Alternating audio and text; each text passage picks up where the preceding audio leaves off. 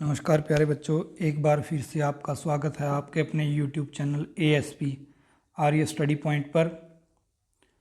हम 10th class की भूगोल की पाठ्य पुस्तक समकालीन भारत भाग 2 उसकी फटाफट क्विक रिवीजन कर रहे हैं। आज हम तीसरे लेसन का रिवीजन करेंगे। अगर आप इस चैनल पर नए आए हैं तो प्लीज़ चैनल को सब्सक्राइब कर लें और बेल आइकन ज़रूर दबा लें। वीडियो को ज़्यादा से ज़्यादा लाइक और शेयर करें और कमेंट सेक्शन में लिख करके बताएं कि आपको वीडियोस कैसे लगते हैं। तो आइए इस क्विक रिवीजन को स्टार्ट करते हैं। आपका तीसरा लेसन है जल संसाधन। इससे पहले हम 2 लेसन का रिवीजन कर चुके हैं। पहला आपका था संसाधन एवं विकास और दूसरा आपका था वन एवं वन्यजीव संसाधन।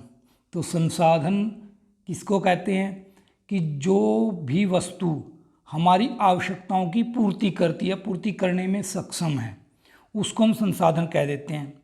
जिसमें हमारी डेली यूज में जो भी चीज़ें हम यूज करते हैं वो सारे के सारे हमारे लिए संसाधन हैं। चाहे वो भूमि है, चाहे वो हवा है, चाहे वो हमारा भोजन है, कुछ भी है। आप जितने व्हीकल्स यूज करते हैं, रोड यूज करते हो, आप लोहा है, सोना चांदी तांबा कुछ भी है, ये सारे के सारे हमारे लिए संसाधन हैं। इवन मानव भी एक संसाधन है, हम खुद में अपने आप में मनुष्य भी एक संसाधन है।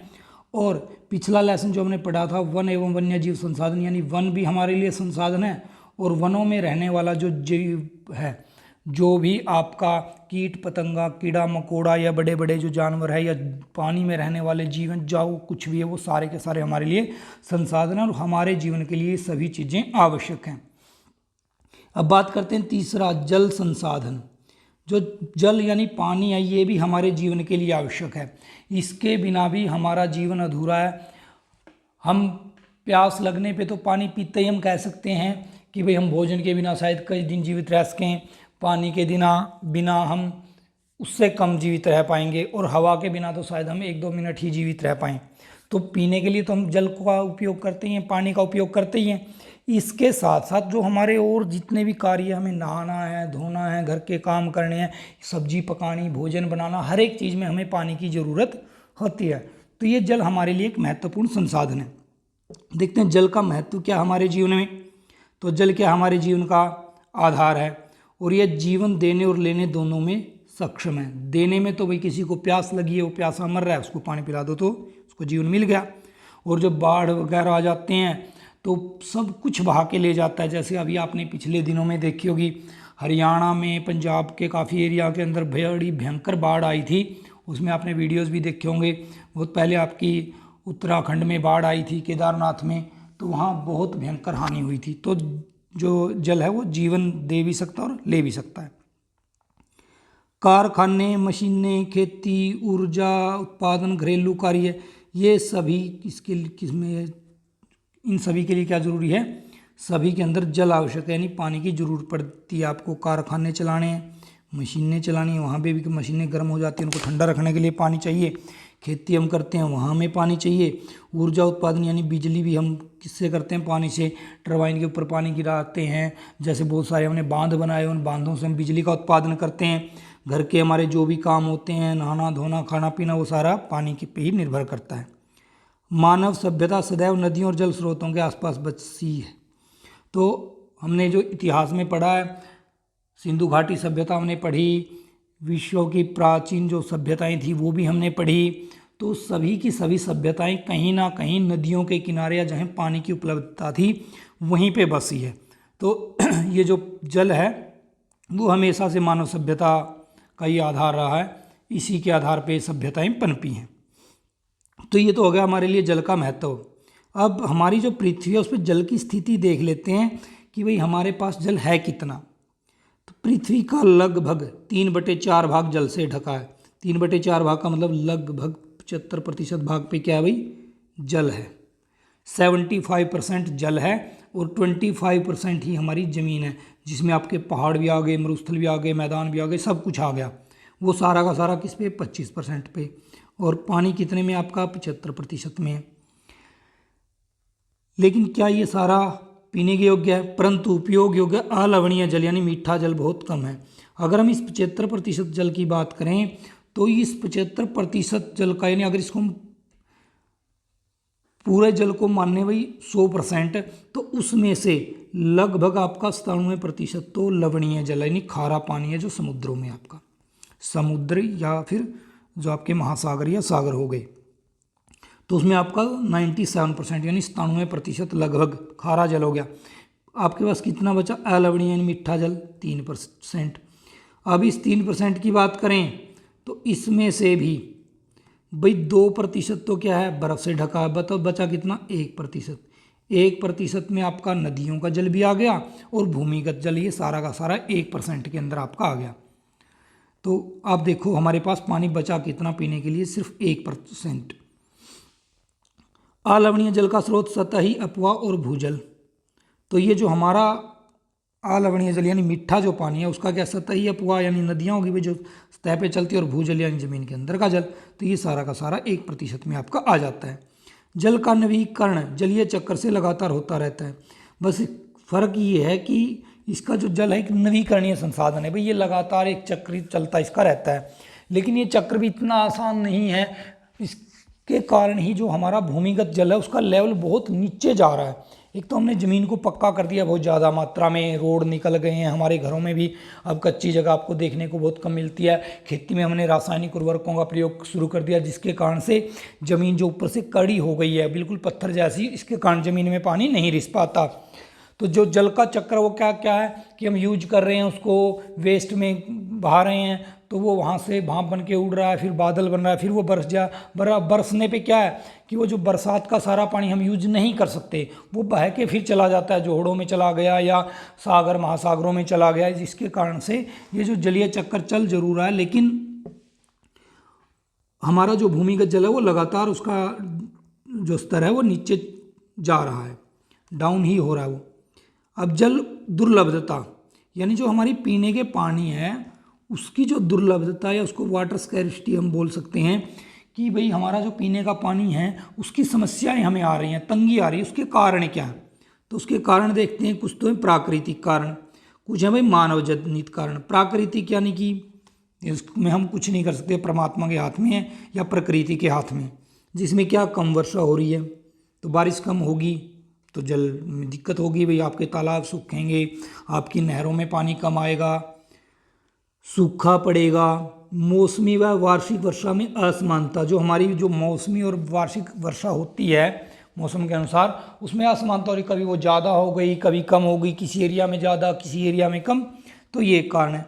राजस्थान जैसे शुष्क क्षेत्र, कुछ एरिया ऐसे हैं जहाँ पे रेगिस्तान जैसे हमारा राजस्थान का एरिया है, तो ये हमारे प्राकृतिक कारण हैं, इसमें हम कुछ नहीं कर सकते, ये प्रकृति का। लेकिन हम मानव जनित जो हमने बनाए हैं इनको तो हम ठीक कर सकते हैं, जिसमें आपका जनसंख्या वृद्धि, जितनी ज़्यादा जनसंख्या बढ़ रही है उतना ही हम जल का उपयोग कर रहे हैं, और जल की बढ़ती मांग, तो इसके कारण से जो जल की है वो मांग बढ़ रही है, तो ये हमारा कारण हो गया। सिंचाई हेतु भूजल का अतिशोषण, हम जो खेती करते हैं उसमें बहुत ज़्यादा सिंचाई करते हैं, खेत को भर के रखते हैं पानी का। जैसे धान की एक नई तकनीक आई है जिसमें क्या है कि सूखे में धान की बिजाई हो जाती है और उसमें कम पानी लगता है, लेकिन फिर भी हम लोग क्या करते हैं कि भर भर के पानी उसके अंदर लगाते हैं, और जो कद्दू करते हैं, पाड़े काटते हैं, जैसे कि भाई पूरे खेत को पानी का भर के रखते हैं, तो उस प्रकार की हम खेती कर रहे हैं, जिसके कारण भी जो भूजल है वो काफ़ी उसका हम शोषण कर रहे हैं, वो बार बार निकाल रहे हैं। हम गहरे बोर लगाते जा रहे हैं और नीचे से पानी खींचते जा रहे हैं, और उतना पानी नीचे जा नहीं रहा है, जिसके कारण भूजल गिरता जा रहा है। शहरीकरण और औद्योगिकरण से भी दबाव, जितने ज़्यादा शहर बढ़ रहे हैं उतनी जल की मांग, उद्योग जितने ज़्यादा बढ़ रहे हैं उससे उसकी मांग, तो ये भी एक दबाव पड़ रहा है जल के ऊपर। प्रदूषण, हम बहुत सारा प्रदूषण भी करते हैं, घरेलू अपशिष्ट है वो जल में मिला देते हैं, उससे जल खराब हो जाता है, वो पीने के लायक नहीं रहता। औद्योगिक रसायनों हैं जो वो हम पानियों में छोड़ देते हैं, जैसे फैक्ट्रियों का जो वेस्टेज है वो सीधा नहरों के अंदर या नदियों में छोड़ देते हैं फैक्ट्री वाले, जिसके कारण से वो जल खराब हो रहा है, और उसके अंदर के जो जलीय जीव जंतु हैं वो भी मर रहे हैं। इससे हमारी जैव विविधता को भी खतरा हो रहा है। कीटनाशक, जो कीटनाशकों हम प्रयोग करते हैं, फसलों में छिड़कते हैं, बारिश होती है वो फसलों से बह के पानी के साथ हमारे तालाबों में, जोहड़ों में, इनमें चले जाते हैं। उर्वरक, जो हम रासायनिक उर्वरकों का प्रयोग करते हैं, ये भी ठीक है, ऐसे ये भी हमारी ज़मीन को भी खराब कर रहे हैं और पानी को भी। जल का असमान वितरण, और ये भी है कि जो जल का एक समान वितरण नहीं है भाई। जहाँ पोश इलाके यानी अमीर लोग रहते हैं, बड़े बड़ी कोठियाँ हैं, बंगले हैं, वहाँ पे जो डेली पानी पहुंचाया जाता है। जहाँ गरीबों की झुग्गी झोपड़ियाँ बनी हुई हैं वहाँ हफ्ते में एक दिन पानी आता है। तो ये इस प्रकार का असमान वितरण है, जिसके कारण वहाँ पानी की तंगी में लोग दम भी तोड़ देते हैं, मर जाते हैं। तो ये स्थितियाँ हैं देश के अंदर। तो ये जल दुर्लभता, अब कुछ उदाहरण देख लेते हैं भाई, क्या वाकई में इतनी जल की तंगी है। उदाहरण देखें तो इजराइल है भाई, आपका वहाँ केवल 25% वार्षिक वर्षा होती है, लेकिन उसके बावजूद भी जल की कमी नहीं है। क्यों? एक तो वहाँ की जनसंख्या जो है वो कम है, तो ये भी एक कारण माना जा सकता है। दूसरा, इन्होंने क्या किया, जल का अच्छा प्रबंधन कर रखा है, मैनेजमेंट इनकी बहुत बढ़िया है। ये एक भी पानी का टपका बर्बाद नहीं जाने देते, उसका अच्छे से यूज करते हैं। भारत की बात करें तो यहाँ हमारे यहाँ वार्षिक वर्षा कितनी, 114 सेंटीमीटर औसत वर्षा है एक साल में। तो आप ये देखो, लगभग 4.5 गुना है हम इजराइल के मुकाबले हमारे यहाँ बारिश, और उसके बावजूद ही कई क्षेत्रों में हमारे क्या है, सूखा है। तो इसका कारण क्या, हम अच्छा प्रबंधन नहीं कर पा रहे हैं और हमारी जनसंख्या भी ज़्यादा है। जल प्रबंधन की आवश्यकता क्या है भाई, हमें ज़रूरत क्यों है कि हम जल का प्रबंधन करें, उसकी एक मैनेजमेंट करें। तो क्या कारण, एक तो जल का असमान वितरण और कमी, कि एक तो जल का असमान वितरण होता है, हमारे यहाँ जल की कमी, इसलिए हमें उसकी अच्छी से मैनेजमेंट करनी पड़ेगी, जैसे इजराइल ने कर रखी है। तभी हमारे जो हर एक व्यक्ति तक हम पानी पहुँचा पाएंगे उसकी ज़रूरत के अनुसार। जनसंख्या वृद्धि, खेती और उद्योगों की बढ़ती मांग। तो हमारी जनसंख्या बढ़ रही है तो उसके लिए हमें ज़्यादा से ज़्यादा जल चाहिए, तो जल ज़्यादा चाहिए तो उसके लिए हमें मैनेजमेंट करनी होगी, हमारे ने जल का संरक्षण करना होगा। खेती के लिए भी हमें पानी चाहिए, उद्योगों के लिए भी हमें पानी चाहिए। तो इन सारी चीज़ों की अगर हमें पूर्ति करनी है तो हमें पानी की मैनेजमेंट, जल की मैनेजमेंट, इसका प्रबंधन करना ही होगा। भूजल स्तर का गिरना, हम ज़्यादा से ज़्यादा ज़मीन से पानी निकाल रहे हैं और मैनेजमेंट ठीक से उसका कर नहीं रहे हैं, तो इस कारण से जो हमारा भूजल है यानी ज़मीन के नीचे का जो पानी का लेवल है वो डाउन होता जा रहा है लगातार। तो अगर उसको बचाना है तो हमें मैनेजमेंट अच्छी हमारी करनी पड़ेगी। प्रदूषण से स्वास्थ्य, खाद्य सुरक्षा और पारिस्थितिकी पर खतरा। जो हमारा प्रदूषण हो रहा है, जल प्रदूषण, तो उससे क्या, एक तो स्वास्थ्य में दिक्कत आ रही है भाई, बीमारियां फैल रही हैं। खाद्य सुरक्षा यानी जो खाने पीने की चीज़ें उनमें भी दिक्कतें आ रही है। खेती हम करते हैं तो अगर वहाँ पानी की कमी होगी तो फसल अच्छी नहीं होगी, और अगर पानी जहरीला होगा, प्रदूषित होगा, तब भी वो जो फसल है उतनी अच्छी नहीं होगी, उससे बीमारियाँ ही फैलेंगी। पारिस्थितिकी पर खतरा, तो हमारा जो जैव विविधता वाला मामला है कहीं ना कहीं उसमें भी गड़बड़ाएगी। अगर हमारा जल प्रदूषण होगा और अच्छे से उसकी मैनेजमेंट नहीं कर पाए तो हमारे बहुत सारे जलीय जीव जंतु या तो पानी की कमी से मारे जाएंगे या उसके प्रदूषण से मारे जाएंगे। जल जीवन मिशन, तो हमारी एक योजना है भारत सरकार की, जल जीवन मिशन। तो ये क्या है, ये पानी के मैनेजमेंट के लिए ही हमें प्रोत्साहित करती है कि हमें जल का मैनेजमेंट करना है, और इसके तहत प्रत्येक ग्रामीण परिवार को 55 लीटर प्रतिदिन शुद्ध पेयजल उपलब्ध करवाना है। कि यानी हर घर को कितना पानी मिले, कम से कम 55 लीटर पानी डेली उसको मिले, उसकी ज़रूरत है। गाँव के व्यक्ति की ज़रूरत है, गाँव में एक परिवार की 55 लीटर पानी की ज़रूरत है, क्योंकि उसको नहाना भी है, कपड़े भी धोने हैं, खाना भी बनाना है, पीना भी है। तो ये जल जीवन मिशन हमारी एक राष्ट्रीय योजना है। इसके तहत कितना पानी दिया जा रहा है, प्रत्येक ग्रामीण परिवार को 55 लीटर की आवश्यकता है, और वो उपलब्ध करवाया जाता है। या तो उनको जो आपका ये डग्गी का पानी होता है भाई, या सरकार की कोई योजना है, किसी भी प्रकार का हर घर नल से जल, इस प्रकार की कुछ योजनाएं चलती रहती हैं, तो 55 लीटर हर एक परिवार को उपलब्ध करवाना है। तो ये अगर ये भी हमें पूरा करना है तो इसके लिए भी जल प्रबंधन की आवश्यकता है। अगर हम जल प्रबंधन नहीं करेंगे तो प्रत्येक घर को 55 लीटर पानी हम उपलब्ध नहीं करवा पाएंगे। तो ये आपकी कुछ चीज़ों की, जल का महत्व आपने जान लिया। हमारे पास जल है ही नहीं, वो स्थिति देख ली। जल की दुर्लभता क्यों हो रही है, यानी पानी की दिक्कत क्यों आ रही है, तो उसके कुछ प्राकृतिक कारण है, मानव जनित कारण है। और हमने उदाहरण देखा कि इजराइल में ये चीज़ नहीं है क्योंकि उनका प्रबंधन अच्छा और भारत का नहीं है। तो इसलिए हमें भी जल प्रबंधन की आवश्यकता है, ताकि ये जो नीचे सारे पॉइंट दे रखे हैं इन सारी दिक्कतों को हम दूर कर सकें। अब बात करते हैं बहुनदी उद्देश्य, जो बहुउद्देशीय नदी परियोजनाएं, ये क्या होती हैं भाई, इनके क्या कार्य हैं। बहुउद्देशीय नदी परियोजनाएं यानी नदियों पे हम जो बांध वगैरह बनाते हैं, कोई योजना लेके आते हैं, उनके बहुत सारे उद्देश्य होते हैं हमारे। हम ये नहीं है कि हमें केवल एक ही हमारा एम होता है, इस लक्ष्य को ध्यान में रख के हमने योजना बनाई। बहुत सारे हम उसके एक ही योजना से हम बहुत सारे उद्देश्यों की पूर्ति करते हैं। तो उसमें हमारे क्या क्या काम है? सिंचाई, एक तो हम बांध बनाते हैं तो भाई पानी इकट्ठा करते हैं, नहरों का निर्माण करते हैं, नहरों के द्वारा वहाँ पानी भेज देते हैं, और जहाँ शुष्क इलाके हैं वहाँ भी पानी पहुँचाया जा सकता है, और उससे खेतों की सिंचाई हो सकती है, जिससे अच्छी क्या होगी? खेती होगी। जल विद्युत उत्पादन भाई, तो जो जहाँ बांध बनाए जाते हैं वहाँ हम टरबाइन लगा देते हैं भाई, टरबाइन लगा के और क्या करते हैं? विद्युत का उत्पादन करते हैं, यानी बिजली बनाते हैं, और जिससे हमारे घरों को भी मिलती है और उद्योगों को मिलती है। घरेलू और औद्योगिक उपयोग, तो बांध बना के हम गांवों तक भी पानी पहुंचाते हैं, नहरों के द्वारा उद्योगों तक भी पानी पहुंचाते हैं, नहर वगैरह बना के इससे पानी उनको पीने का पानी उपलब्ध करवा देते हैं। बाढ़ नियंत्रण, जिन एरिया में ज़्यादा बाढ़ आती है भाई, नीचे काफ़ी बाढ़ें आती है, तो हम ऊपर उसके बांध लगा के पानी को ऊपर ही रोक लेते हैं, जिससे बाढ़ का भी जो है खतरा क्या हो जाता है? हमारा खत्म हो जाता है। नौ चालन और मछली पालन, जहाँ पे हमने बांध लगाया और पानी इकट्ठा हो गया वहाँ क्या कर सकते हैं? हम नौ चालन कर सकते हैं। ये एक पर्यटन टूरिस्ट के रूप में ले सकते हैं इस चीज़ को, हम नौका के माध्यम से पैसा कमा सकते हैं। वहाँ टूरिस्ट जाएंगे घूमने, और वो जो नाव के अंदर बैठ के वहाँ घूमने फिरेंगे तो टिकट लगेगी उसकी। और मछली पालन किया जा सकता है, वहाँ मछली भी का उत्पादन कर सकते हैं और मछलियों को बेच सकते हैं। मनोरंजन भाई, तो जहाँ पे पानी इकट्ठा होता है वहाँ टूरिज्म होता है, और उससे लोग घूमने जाते हैं, मेले वगैरह का भी आयोजन होता है, तो इस प्रकार वहाँ मनोरंजन का भी एक साधन है। गर्मियों में जहाँ पे भाई बांध है वहाँ चले जाते हैं तो वहाँ ठंडी हवा आती है, तो इस प्रकार से उनका मनोरंजन भी हो जाता है। तो इसके कुछ उदाहरण हैं हमारे पास, जो कुछ एक बांध योजनाएं हैं, तो उनमें से दो का यहाँ नाम दे रखा है आपको। एक तो भाखड़ा नंगल परियोजना, ये आपकी किस नदी पे है? सतलुज नदी के ऊपर है। तो इससे हम क्या क्या कर रहे हैं? सिंचाई करते हैं। एक तो भाई इससे हरियाणा में और पंजाब में इससे काफ़ी नहरें गई हुई हैं, राजस्थान तक हमने नहर भेजी हुई है। और जल विद्युत, इससे हम क्या निर्माण कर रहे हैं? बिजली का भी, जल विद्युत बना रहे हैं, यानी बिजली का पैदा कर रहे हैं, जो हरियाणा और पंजाब को दी जा रही है, और आसपास के राज्यों में ये बिजली दी जा रही है, उपलब्ध करवाई जा रही है। तो ये भाखड़ा नंगल डैम का या भाखड़ा नंगल परियोजना, इसके कई उद्देश्य हैं, जिसमें सिंचाई और जल विद्युत। दूसरी आपकी हीराकुंड परियोजना, ये किस नदी के ऊपर है? ये आपकी महानदी पे है भाई, महानदी। तो महानदी के ऊपर इसका क्या? जल संरक्षण, तो भाई इससे जल का संरक्षण हमें करना है, और बाढ़ पे नियंत्रण, वहाँ के एरिया में जो बाढ़ आती है उसको हमने दूर किया हुआ इसके द्वारा, और पानी का संरक्षण कर रहे हैं, जहाँ पानी की जरूरत है वहाँ इस पानी को भेज रहे हैं। इसके अलावा इस हीराकुंड बांध पे भी बिजली बनाई जाती है कुछ मात्रा में, वहाँ पे भी जल विद्युत संयंत्र लगे हुए हैं भाई। अब ये जो आपकी बहुउद्देशीय नदी परियोजनाएं, इनके कुछ लाभ हैं और इनकी कुछ हानियां भी हैं। तो इनके लाभ और हानि देखते हैं कि जो हमारी नदी परियोजनाएं हैं या जो नदियों पे हम बांध बनाते हैं उनके लाभ क्या क्या हैं, और फिर देखेंगे कि उनकी हानियां क्या क्या हैं। पहले लाभ देख लेते हैं। खेती उत्पाद और उत्पादन में वृद्धि, तो इससे एक तो भाई बांध बनाया, नहरें बनाई, नहरों से पानी खेतों में पहुंचाया, तो उससे खेती अच्छी होगी, हमारा उत्पादन बढ़ेगा। ठीक है, ये बात हमने मान ली भाई, होता है।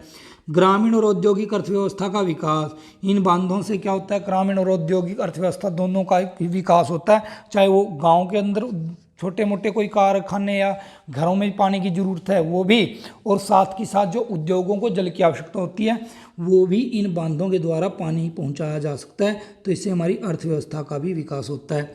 जल आपूर्ति और बिजली की उपलब्धता, तो इससे हम एक तो जल की आपूर्ति दे सकते हैं, पीने का पानी भी उपलब्ध करवा सकते हैं, उद्योगों को भी उपलब्ध करवा सकते हैं, और किसका निर्माण कर सकते हैं? बिजली का भी निर्माण कर सकते हैं, विद्युत का भी उत्पादन हम कर सकते हैं। अब इसके लाभ होते बात करते हैं, इसकी हानियां क्या क्या होती हैं भाई। तो इससे क्या होता है? नदियों का प्राकृतिक बहाव अवरुद्ध हो जाता है, यानी नदी जहाँ से नेचुरल वे से बह रही थी उसी में तो हम बांध लगा रहे हैं ना, तो उसके कारण क्या होता है कि उसका जो नेचुरल रास्ता था नदी का वो रुक गया। तो इसके कारण से रास्ते में जो बहुत सारी जैव विविधताएं थी वो भी खत्म हो जाती है, रास्ते के अंदर जो पेड़ पौधे थे बहुत सारी चीज़ें हैं, तो उनको काफ़ी नुकसान होता है। तलछट जमा होने से मिट्टी की उर्वरता कम, अब जहाँ पानी इकट्ठा हो रहा धीरे धीरे धीरे वहाँ गाद आके जमती रहती है, जिससे वहाँ की जो मिट्टी है उसकी उर्वरता क्या हो जाती है भाई? कम हो जाती है, खत्म हो जाती है। जलीय जीवों का जीवन प्रभावित, तो जल में जो रहने वाले जीव हैं, ये देखो आप प्राकृतिक प्रवाह अवरुद्ध हो गया, तो वहाँ पे जो जीव रहते थे वहाँ उन तक इतना पानी नहीं पहुँच रहा है, तो एक तो वहाँ उनका जीवन प्रभावित हुआ। दूसरा, जहाँ हमने पानी इकट्ठा कर लिया वहाँ बहुत ज़्यादा मात्रा में हमारा पानी इकट्ठा हो गया, और कुछ जीव ऐसे हैं कि वो इतने गहरे पानी में रहने के आदी नहीं है, तो इस कारण से उनका जीवन भी प्रभावित होता है। और जो ज़्यादा गहरे पानी में रहने वाले जीव हैं उनकी संख्या बढ़ जाती है, और उनकी संख्या बढ़ने से फिर वो दूसरे जीवों को खाते हैं आपस में, अपने मछलियाँ भी, जो बड़ी मछलियाँ छोटी मछलियों को खाती है, तो इस प्रकार की समस्याएं भी आती हैं। बड़े पैमाने पर विस्थापन, अब जहाँ बांध बनेगा तो वहाँ धीरे धीरे धीरे धीरे वहाँ के एरिया में पानी भरता चला जाता है भाई, तो वहाँ से फिर विस्थापन करना पड़ता है लोगों को भी, यानी मानव को भी, और जो आपके वन्य जीव हैं, वन्य जीव यानी जिस एरिया के अंदर आपने बांध बनाया तो वहाँ के एरिया में जो रहने वाले जीव हैं वहाँ पानी भर जाएगा, जो पानी में नहीं रह सकते, जैसे आपका कुत्ता, बिल्ली, घोड़ा, शेर, गाय, या जो आपके हिरण वगैरह हैं, जंगली हाथी है, चीता है भाई, आपका तेंदुआ है, या टाइगर, जो भी है वो सारे के सारे उनको विस्थापन करना पड़ता है, और मनुष्य को भी वहाँ, अगर उसके कोई गांव बसा हुआ है तो उसको वहाँ से हटना पड़ता है। सामाजिक असमानता, अमीरों को लाभ और गरीबों को हानि। जो ये बांध बनाए जाते हैं, इससे जो जिसने पैसा लगाया या जो कंपनी वहाँ से विद्युत का उत्पादन कर रही है, किसी ने उसका ठेका ले लिया मछली पालन का, किसी ने उसकी सफाई का ठेका ले लिया भाई, तो जो अमीर है उनको ही ज़्यादा फायदा हो रहा है, और गरीबों को अपने वहाँ से उजड़ के भी जाना पड़ता है, उनको हानि ही होती है। बाढ़ नियंत्रण में कई बार असफल, तो कई बार ऐसी स्थिति होती है कि बाढ़ को रोकने में या हम असफल होते हैं, जैसे कि पीछे अगर बारिश ज़्यादा हो गई तो वो बांध टूटने का खतरा होता है, और ऐसी स्थिति में ज़रूरत से ज़्यादा फिर पानी हमें नीचे छोड़ना पड़ता है उस बांध से, जिसके कारण नीचे के एरिया में क्या आ जाती है, फिर बाढ़ आ जाती है भाई, बहुत भयंकर बाढ़ वहाँ पे आती है। भूकंप और जल जनित बीमारियों की संभावना, जहाँ पे पानी बहुत ज़्यादा इकट्ठा हो गया तो वहाँ पे क्या होता है कि दबाव बढ़ जाता है ज़मीन के ऊपर, जिससे भूकंप आने का भी खतरा बढ़ जाता है, और पानी इकट्ठा होगा तो जल से होने वाली जो बीमारियाँ, जैसे मच्छर पैदा होंगे, मलेरिया वगैरह होगा, डेंगू वगैरह होगा, तो ये बीमारियाँ भी फैलने का खतरा ज़्यादा होता है उस एरिया के अंदर। अब बात करते हैं भाई, ये बहुत सारे जो बांध बनाए गए हैं इनसे संबंधित आंदोलन भी चले कि ये जो बांध बनाए गए हैं इनसे लाभ कम हो रहे हैं और हानि ज़्यादा हो रही है, तो इसके संबंध में कुछ आंदोलन चले। जैसे एक तो आपका नर्मदा बचाओ आंदोलन था, क्योंकि नर्मदा नदी के ऊपर आपका सरदार सरोवर बांध बनाया गया है, और सरदार सरोवर बांध बनने के कारण एक तो वहाँ के बहुत सारा वन्य जीवन प्रभावित हुआ है, और बहुत सारी जो पेड़ पौधे हैं वो जल में डूब गए हैं, और इसके अलावा वहाँ के जो काफ़ी गांव हैं वो जलमग्न हो गए हैं भाई, काफ़ी गांव के अंदर पानी भर गया और वहाँ के लोगों को क्या होना पड़ा, विस्थापित होना पड़ा। तो ये इन्होंने कहा कि हमारी जो नदी नर्मदा है वो प्राकृतिक रूप से बहे, और वहाँ जो रहने वाले आसपास के लोग हैं वो इसका लाभ लेते रहें, तो इसलिए हमें नर्मदा को बचाना है। तो ये आंदोलन नर्मदा बचाओ आंदोलन चला।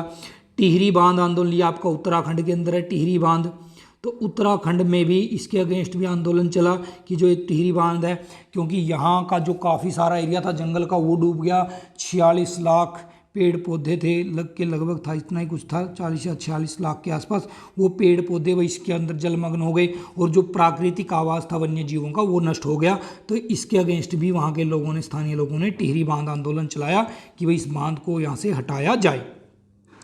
अंतर्राज्यीय जल विवाद, कई बार इन बांधों के कारण दो स्टेटों के बीच में भी जल का विवाद हो जाता है, जैसे कृष्णा और गोदावरी विवाद है, ये दो स्टेटों के बीच का विवाद। कोयना परियोजना विवाद, इसमें भी दो राज्यों का आपस में विवाद चला हुआ, आपका आंध्र प्रदेश और इधर तमिलनाडु, कर्नाटक, ये जो स्टेट हैं इनके बीच में इन नदियों को लेकर, कृष्णा गोदावरी और कोयना परियोजना, इनको लेकर के इनके बीच में काफ़ी विवाद चलते रहते हैं। आंध्र प्रदेश, तेलंगाना, आपका तमिलनाडु और कर्नाटक, ये वहाँ पर बांध बने हुए हैं। अब बात कर देते हैं भाई, ये तो हो गई बांधों के बाद, बांधों के द्वारा हम जल का संरक्षण भी करते हैं, उसके लाभ भी हैं और हानियाँ भी हैं। अब लेकिन पानी की तो हमारी समस्या बनी हुई है, पानी हमारे यहाँ तंगी है, वाटर स्कैरिसिटी है, जल दुर्लभता है, तो उसको कैसे दूर किया जा सकता है? तो उसके लिए हमें क्या करना होगा, वर्षा जल संग्रहण करना होगा। हमें पानी, जो बारिश का पानी है उसको इकट्ठा करना होगा, और उससे हम अपने जो डेली लाइफ की जो भी पानी की ज़रूरतें हैं उनको उस चीज़ से पूरा करें, वर्षा के पानी को इकट्ठा करके। तो इसमें कुछ प्राचीन पद्धतियाँ हैं। पुराने टाइम में हमारे जो लोग थे वो पानी को इकट्ठा करते थे, तो क्या क्या है, जैसे पश्चिम हिमालय की बात करें तो वहाँ पे गुलिया कुल के नाम से जाना जाता है वर्षा जल संग्रहण को, और वो जो आपका ये बारिश का पानी है उसको इकट्ठा कर लेते हैं, और इस पद्धति को बोलते हैं गुल या फिर कुल। राजस्थान के अंदर छत वर्षा जल संग्रहण होता है, वहाँ जो छतों पे बारिश होती है तो उसको पाइपों के द्वारा और एक ज़मीन के अंदर गड्ढा खोद के टैंक बना के वहाँ उस पानी को इकट्ठा किया जाता है। तो वो राजस्थान के लोग इसको टांका बोलते हैं, जो टैंक होता है, फिर कई जगह जोहड़ बोल देते हैं, खादिन भी बोल देते हैं, तो ये कुछ नाम है, लेकिन राजस्थान के अंदर इसको टांका ही ज़्यादा बोला जाता है, जो बारिश का पानी जहाँ पर इकट्ठा किया जाता है। पश्चिम बंगाल बाढ़ जल वाली वाहिकाएं, तो जो बाढ़ का पानी है उसके लिए उन्होंने वाहिकाएं बना रखी हैं कि बाढ़ आए तो इन जो नालियाँ सी बना रखी हैं भाई, तो भाई ताकि वो बाढ़ का पानी नालियों से होकर के निकल जाए। जैसे कि हमारे हरियाणा में आपने देखा हो कलासी जो बोलते हैं, नहरों की तरह से होती हैं लेकिन वो कच्ची होती हैं, उनको कलासी बोला जाता है। तो ऐसे ही इन्होंने बाढ़ जल वाहिकाएँ बनाई हुई हैं। मेघालय के अंदर बांस ड्रिप सिंचाई आपने बुक में भी देखा होगा, ये 200 वर्ष पुरानी विधि है। और बांस जो होता है वो आपका अंदर से खाली होता है, थोथा होता है, तो उसको बीच से काट लेते हैं, तो वो एक तरह का हाफ पाइप बन गया। और मेघालय के अंदर ज़्यादा क्या है, पहाड़ हैं, तो वहाँ पहाड़ों में जो खेती की जाती है उसके लिए वो क्या करते हैं, ऊपर से जब झरनों से पानी बह के आता है तो वहाँ बांस लगा देते हैं। वैसे तो वो पानी बह कर नदियों में जाएगा, नदियों से फिर चला जाएगा आपका समुद्र के अंदर और कुछ उसका यूज होना नहीं है, तो वो उस झरनों से आने वाले पानी को ऊपर पहाड़ों से जो आता है पानी पत्थरों में से, तो वहाँ वो बांसों को लगा के कई कई किलोमीटर दूर तक ये पानी को बांसों के द्वारा ले जाते हैं और अपनी खेती करते हैं। कुछ आधुनिक उदाहरण भी हैं, जैसे कि भाई तमिलनाडु के अंदर लेटेस्ट मॉडल अपनाए गए हैं, वर्षा जल इकट्ठा वहाँ किया जाता है। तो तमिलनाडु के अंदर क्या है कि प्रत्येक घर में छत वर्षा जल संग्रहण अनिवार्य है। तो वहाँ भाई सरकार ने कानून बना रखा है कि कोई भी अगर मकान बनाएगा तो उसको अपने घर में छत वर्षा जल संग्रहण बनाना ही पड़ेगा, ताकि वर्षा के जल को संग्रहित किया जा सके और उसका हम यूज कर सकें, क्योंकि तमिलनाडु के अंदर पीने के पानी की काफ़ी समस्याएं हैं। तो मेरा तो ये मानना है कि भाई ये चीज़ हमारे हरियाणा सरकार को भी ऐसा ही करना चाहिए कि जो भी नया मकान बने उसमें छत वर्षा जल संग्रहण जरूर बने। शिलोंग या मेघालय, हर घर में संग्रहण व्यवस्था। यहाँ पे भी जो मेघालय आपका, यहाँ वैसे बारिश काफ़ी होती है, पहाड़ी एरिया है, लेकिन पहाड़ होने के कारण से वो सारा का सारा पानी बह के नीचे चला जाता है। और पीने के पानी की मेघालय का जो ये राजधानी शिलांग है, यहाँ काफ़ी समस्या है। तो शिलोंग के अंदर हर घर में संग्रहण व्यवस्था बनी हुई है, बारिश के पानी को इकट्ठा किया जाता है। गंडाथुर गांव है कर्नाटक के अंदर, वहाँ वर्षा जल संपन्न गांव है ये। इस गांव के अंदर भी वर्षा के जल को इकट्ठा किया जाता है, एक भी बूंद है जो पानी की वो खराब ये लोग नहीं होने देते। अब लाभ क्या है, देखो हमने नदीज परियोजनाएं पढ़ी, उसकी हमने हानियां भी पढ़ी थी, लाभ भी थे। लेकिन अगर हम वर्षा जल संग्रहण करेंगे तो इसके तो लाभ ही लाभ हैं। तो क्या क्या है, तो जल का संरक्षण होगा, भाई जल बचेगा। ग्रीष्म ऋतु में जल की उपलब्धता होगी, जब गर्मी होती है तो हमें पानी की ज़्यादा ज़रूरत पड़ती है। और ऊपर से हरियाणा के अंदर तो अगर बात करें तो हम बारिश भी गर्मी के जो आपका जेठ का या जून का महीना होता है तब तो बारिश भी हमारी नहीं होती, जुलाई अगस्त में जाके वर्षा शुरू होती है। प्रदूषण रहित शुद्धतम जल, ये जो जल ऐसा होता है कि शुद्ध होता है, सबसे शुद्ध जल होता है, ये प्रदूषण इसमें नहीं होता। इसको पालर पानी भी बोला जाता है, यानी काफ़ी शुद्ध पानी होता है। लेकिन वर्षा जल को कैसे इकट्ठा किया जाता है, जब पहली बारिश होती है ना तो उसके अंदर काफ़ी सारे हानिकारक केमिकल हैं जो वो आते हैं, तो उस पानी को बहने दिया जाता है कि चलो ये इसको जाने दो भाई, ये तो बहुत जहरीला पानी है। और साथ में छत की सफाई भी हो जाती है। फिर उसके बाद जो पानी बरसता है दोबारा से, या 15-20 मिनट अगर लगातार बारिश हो गई उसके बाद बरस रहा है, तब उस पानी को इकट्ठा किया जाता है और ये काफ़ी शुद्ध जल होता है। घरों को ठंडा रखने का अतिरिक्त लाभ, अब जब हम घर में ऊपर छत के ऊपर भी हमने ये सिस्टम बनाया हुआ है और नीचे ज़मीन के अंदर क्या करते हैं, हम इसको करते हैं, गड्ढा खोद देते हैं और उसके अंदर पानी इकट्ठा होता है, तो उससे जो हमारे जो कमरे हैं उनको भी ठंडक मिलती है, तो घर भी हमारे क्या रहते हैं, ठंडे रहते हैं। तो ये हमारा एक एक्स्ट्रा लाभ है। तो वर्षा जल संग्रहण से हमें लाभ ही लाभ है, हानि तो मेरे ख्याल से कोई भी नहीं होगी। तो इसलिए हमें वर्षा जल संग्रहण को तो यूज करना ही चाहिए अगर हमें जल संसाधन को बचाना है। अब बात कर लेते हैं निष्कर्ष। तो ये जो ऊपर हमने सारी बातें पढ़ी, इनका निचोड़ क्या निकलता है, जल संसाधनों का संरक्षण और प्रबंधन अनिवार्य है। तो बहुत जरूरी है भाई, अनिवार्य है, जरूरी है। हमें जल का संरक्षण भी करना पड़ेगा और उसका प्रबंधन मैनेजमेंट भी अच्छी करनी पड़ेगी। और जल संरक्षण का एक तो बढ़िया उपाय हमने अभी पढ़ा है कि जो छत वर्षा जल संग्रहण हम तकनीक यूज कर सकते हैं। और मैनेजमेंट हमें करना पड़ेगा कि जैसे कि हम वेस्ट पानी को ना जाने दें। हमें कहीं कोई भी स्कूल के अंदर आपको दिखे, आपके घर में किसी अड़ोसी पड़ोसी के अगर आपको वेस्ट पानी चलता हुआ दिखे, आपका नल खुला दिखे, तो उसको तुरंत बंद कर देना चाहिए। अगर कोई पानी के अंदर कोई जहरीली चीज़ डाल रहा है भाई, नुकसानदायक, जैसे नहरों के अंदर कई बार लोग अपने घर का कूड़ा ले जाके डाल देते हैं, तो उस चीज़ को भी हम लोगों को रोकना होगा। तो उसका अच्छे से मैनेजमेंट चीज़ों का करना होगा। अतिशोषण, प्रदूषण और कुप्रबंधन से गहरा संकट जो है वो और गहरा सकता है, क्योंकि हम ज़्यादा शोषण कर रहे हैं जल का, प्रदूषण बहुत फैला रहे हैं और हमारी मैनेजमेंट भी अच्छी नहीं है, कुप्रबंधन है। तो इससे जो जल का संकट है और ज़्यादा गहरा सकता है। तो अगर हमें इस चीज़ से बचना है तो जल संरक्षण करना ही होगा। तो इन चीज़ों के समाधान क्या है? पारंपरिक तकनीकों और आधुनिक उपायों का संतुलन। तो पारंपरिक जैसे राजस्थान के अंदर किया जाता था, आधुनिक समय में आपका जैसे कि तमिलनाडु में हो रहा है, तो इन दोनों का संतुलन बना के और हमें चीज़ों को अच्छे से समझते हुए पानी का संरक्षण करना होगा। वर्षा जल संग्रहण को प्रोत्साहन, तो ज़्यादा से ज़्यादा इस चीज़ को हमें क्या करना पड़ेगा? प्रोत्साहन देना पड़ेगा वर्षा के जल को इकट्ठा करने के मामले में, जिससे हम जल की कमी से निपट सकते हैं। प्रदूषण को रोकना और जल का समान वितरण, तो एक चीज़ हमें ये करनी पड़ेगी कि हम जल प्रदूषण को रोकें, खराब ना होने दें, उसको बंद कर दें। जल प्रदूषण को क्या करें? बंद करें, उसके ऊपर बैन लगाएं। और जल का समान वितरण हो, यानी कि सबको समान मात्रा में जल पहुँचे, हर घर में एक समान। अब जिस घर में ज़्यादा होगा तो वो वेस्ट करेंगे भाई, तो इसलिए अगर पानी को वेस्ट होने से बचाना है तो सबके पास समान मात्रा में पानी पहुँचे और जितने की ज़रूरत है उतना ही पानी सबको उपलब्ध करवाया जाए। तो ये आपका जल संसाधन वाले लेसन का यहाँ पे रिवीजन आपका होता है समाप्त। ये वीडियो आपको कैसी लगी कमेंट सेक्शन में लिख करके ज़रूर बताएं और चैनल को सब्सक्राइब करें, वीडियो को ज़्यादा से ज़्यादा लाइक और शेयर करें। तो मिलते हैं बेटा नेक्स्ट वीडियो के अंदर, तब तक के लिए ओके बाय, टेक केयर और सभी को नमस्ते।